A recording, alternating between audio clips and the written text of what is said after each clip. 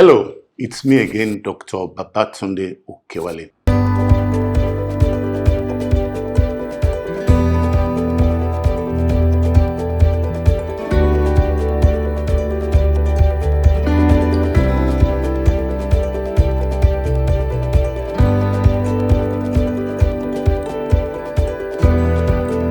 Today I'll be talking about unexplained infertility. First, I would like to define what infertility is. Infertility is defined as the inability to achieve a pregnancy in a couple when they have tried for 1 year and they've had unprotected regular intercourse. Now, I will also go on and explain how to get pregnant naturally. There are basically 5 requirements. The first requirement is the semen of the man must be of good quantity and also of good quality.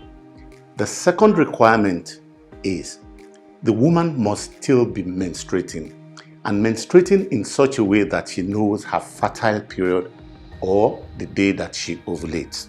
The reason for that is it is only during the fertile period of a woman that pregnancy can occur. The third requirement is the inside of the womb of the woman must be able to accept and be able to keep a pregnancy. So there shouldn't be anything in there that will disrupt pregnancy. Whether it's a fibroid, whether it's a polyp, whether it's an adhesion or a scar, nothing should be in there. The fourth requirement is the fallopian tubes of the woman must be open so that the eggs that she forms from the ovary can enter the tube and meet with the sperm and fertilize there. And finally, the woman must be producing quality eggs every month. You will see straight away from this that to know whether a woman is fertile or not and to know which investigations to do, you just need to follow those 5 steps. Now, the basic investigation that we normally do for any woman or any couple that comes and says they've been trying to get pregnant are: you check for the semen analysis of the man. You check the inside of the womb through scans, hysteroscopy, ultrasound scan, sonohysterogram, or HSG. You check the fallopian tubes through HSG or laparoscopy and dye test. And then you do a complete hormonal test to confirm that the woman's hormones are working fine and that she is ovulating. Now, once you do these basic investigations and nothing is found, then you reach that diagnosis of unexplained infertility. The diagnosis of unexplained infertility varies from centers to centers. What I mean by that is the more investigations you are prepared to do, then you can now reach that conclusion that maybe unexplained infertility is present or not. But the truth of the matter is those basic investigations that I just mentioned is enough to reach that diagnosis of unexplained infertility. Now, the conception rate among fertile couples in 1 month is just between 20 to 25%. If a couple continues trying every month to try and get pregnant and they are fertile, in 90 to 95% of fertile couples, they would have gotten pregnant within 1 year.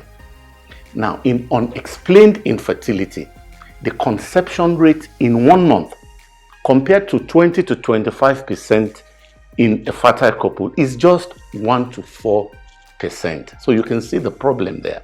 The investigations that are needed to make a diagnosis of unexplained infertility are these: a semen analysis, an uterine test, which could be an ultrasound scan or HSG or sonohysterogram, a tubal test, which could be HSG or laparoscopy and dye test, and an ovarian test, which is a hormonal analysis to check all the ovulation.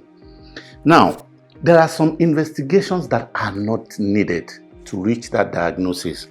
Tests such as postcoital test, hysteroscopy, sperm function test, immunological test for anti-sperm antibody, and endometrial biopsy are not needed. So how do you treat unexplained infertility? There are basically 3 ways. The first way is to reassure the couple, because we already know that if they keep trying for 3 years, then there's a 40% chance of achieving pregnancy.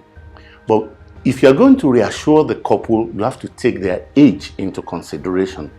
If you have a couple that are less than 30 years old, that would be a good option. But if the woman's age is above 35 years old, that might not be a good option. And the reason for that is we know that there is a relationship between the age of a woman and fertility. As a woman's age continues to grow higher, her chances of getting pregnant starts to decrease. Another way is to increase the gametes. What I mean by the gametes are, we know for fertilization to occur, there are 2 things that are required: the egg of the woman and the sperm of the man. So if we could find a way that we could increase both of them and time the intercourse for the couple, that might work. And that is the basis of giving ovulation drugs or spermatogenic drugs, that is, drugs that can increase the sperm of the man. If you are going that route, that is to increase the sperm or the ovulation drug, the general advice is you shouldn't continue on that route for more than 6 cycles, which means 6 months. The mainstay of treatment of unexplained infertility is to find a way of increasing the proximity of the sperm and the egg. And that is best achieved through assisted conception techniques. There are 2 types of assisted conception techniques that one can use. One is intrauterine insemination and the other is IVF.